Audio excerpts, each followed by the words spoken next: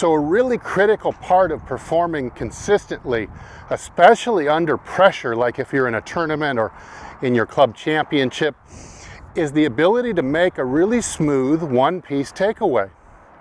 So right after this, let's get into that a little bit, and I'm going to give you a simple little idea or exercise that you can do to help you develop the best takeaway that you can possibly make. So don't go away.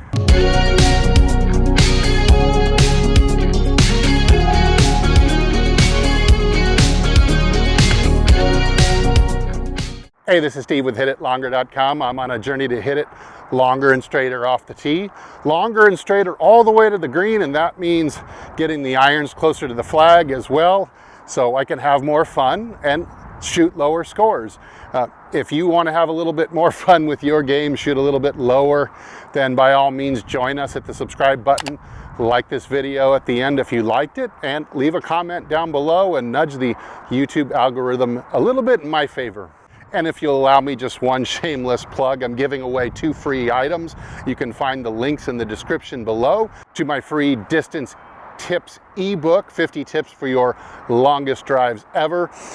You can see that in the corner here. And of course, if you're a slicer, I've got a 30-minute cure slice video that I know is going to help you overcome slicing and help you hit a draw. So check those out. You can find them down below. So I believe, like Mike Austin believed, that a good, smooth, one-piece takeaway comes from a coordination of a lot of different muscles and joint actions.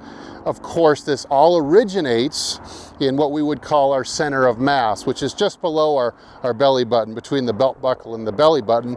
And it works out, kind of radiates out to the fingertips, kind of in a wave form. So if you can initiate the backswing or the takeaway by moving this area first, I think you'll find it will trigger every joint after that, and you'll find yourself making a really smooth, repeatable takeaway that will hold up under any kind of pressure. Okay, now to better illustrate this, I've got this, it's an 8-pound medicine ball, pretty heavy. Hopefully you've got one of these around your gym. And if you don't have something like this around the house, you can find something that weighs about this much. What I'm going to do here to show you is I'm going to take a kind of my normal address position, the hands on the ball like this. Now what we're going to do is we're going to swing the entire body back. Now notice that my arms and hands will not be involved in the beginning part of the takeaway. And I think that's a really big deal, is that in the first part of the takeaway, you try to take the more distal joints out of the equation, which would be your arms and your wrists, and instead you leave it to the movement about your center of mass to the right to trigger the winding up of all the muscles in the torso, which includes the back and the shoulders and everything. Okay, so it would look something like this, and that pretty much gets my left hand to about even with my right hip line, and that would be the end of the takeaway, and then we would start finishing the swing from there.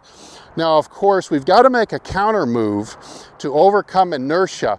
Just like a discus thrower goes this way first before going to the left and spinning around to throw the disc, we're going to make a slight counter move, sometimes known as a forward press, in order to make this move move smoothly.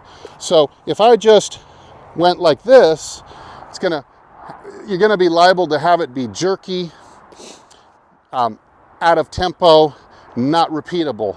So instead I'm gonna do a slight counter move to the opposite way, this way first.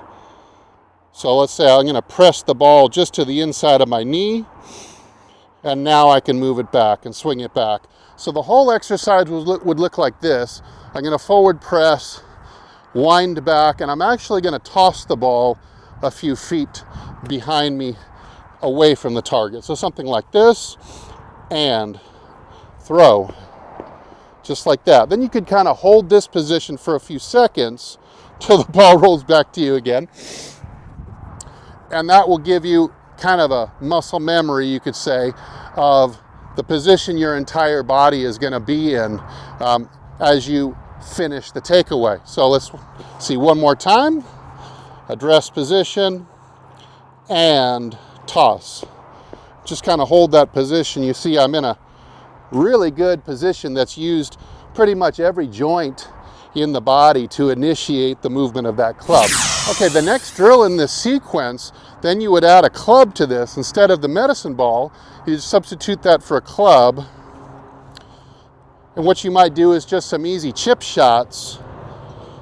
So here, I'm going to pretend that I've got this big heavy medicine ball between my hands, and I'm just going to go and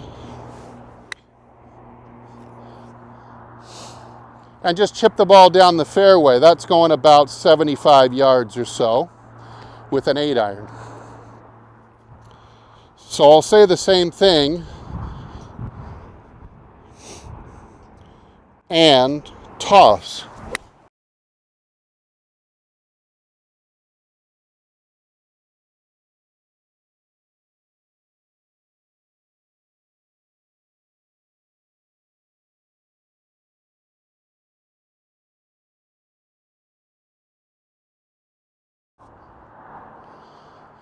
So I'm not going to be including my arms into this equation or my wrists until my torso has actually swung my arms back for me, till my hands about reach the handle of the club reaches the thigh or maybe even the hip. After that, I'll start advancing the arm across the chest and start to press on the thumbs and cock the wrists this way. But that's all going to happen after the takeaway is finished. So once you are able to get this going real smooth, again, it's waggle and 1.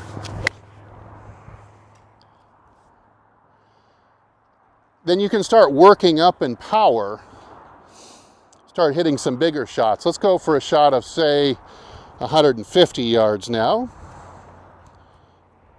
Waggle and 1.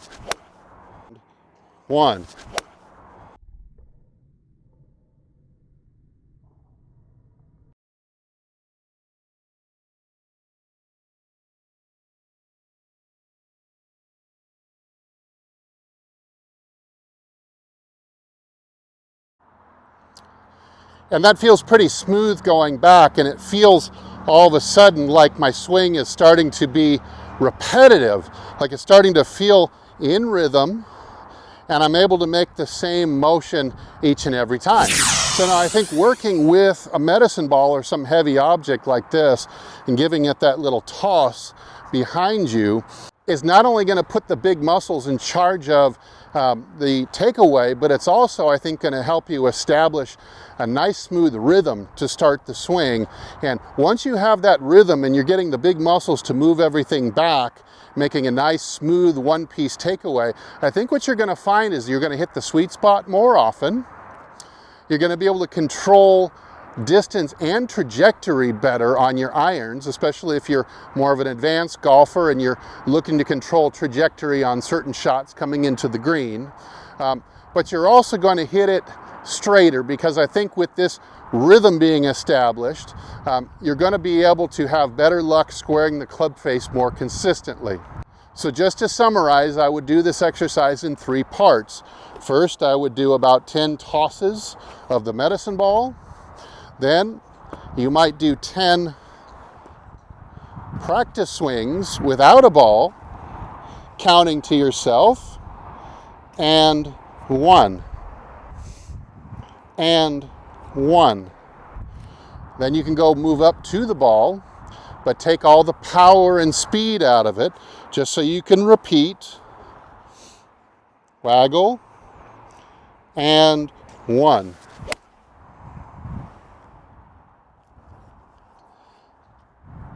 After you do about 10 of those, then you can start picking up and start to hit a little bit more of full swings and see if you can continue to repeat the feeling that you were tossing the medicine ball or a heavy object back. It's really going to keep you in the tempo and rhythm of gravity. All right, I'm gonna go back to working on this medicine ball toss idea because it really helps me make a nice takeaway in rhythm, and I think that's what will really help me keep performing when the pressure gets ramped up a little bit more. But thanks for watching my channel. Thanks to Golf Development Complex in Moorpark, California for providing us beautiful weather as usual. And if I don't see you in the next video, which I do hope you watch, but if I don't see you, I hope I see you instead hitting it longer and straighter down the fairway. Take good care.